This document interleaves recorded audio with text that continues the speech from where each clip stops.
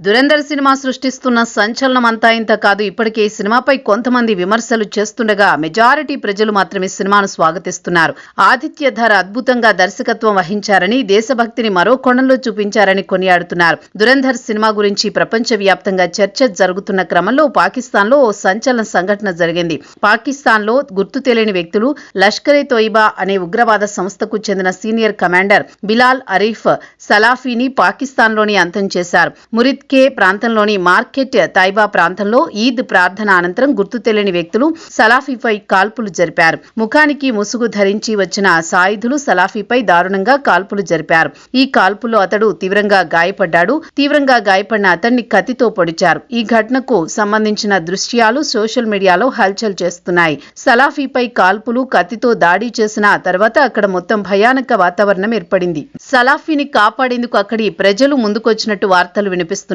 ఈద్ కావడంతో ముస్లింలు అక్కడ ప్రార్థన చేయడానికి భారీగా వచ్చారు. అయితే సాయుధులు కాల్పులు జరిపిన నేపథ్యంలో అక్కడ వాతావరణం ఒక్కసారిగా మారిపోయింది. అంతర్జాతీయ మీడియాలో వస్తున్న కథనాల ప్రకారం మురిద్కే ప్రాంతంలో వేర్పాటువాదాన్ని రగిలించడంతో సలాఫీ ముఖ్య పాత్ర పోషించాడు. ఉగ్రవాద కార్యకలాపాలు విస్తృతం చేస్తున్నాడు. వివిధ ప్రాంతాల నుంచి యువకులను తన ఉగ్రవాద సంస్థలో నియమించుకున్నాడు. సోషల్ మీడియా ద్వారా వారందరినీ ప్రభావితం చేస్తున్న వేర్పాటు భావజాల బోధనలు వ్యాప్తి చేయడానికి అతడు యువకులకు శిక్షణ ఇస్తున్నాడు. మర్కజ్ తైబా ప్రాంతాన్ని శిక్షణా కేంద్రంగా ఉపయోగించుకుంటున్నాడు. అయితే అతనిపై దాడి చేసిన వారు వివరాలు, ఈ సంఘటనకు దారితీసిన పరిస్థితుల గురించి పూర్తి వివరాలు తెలియాల్సి ఉంది.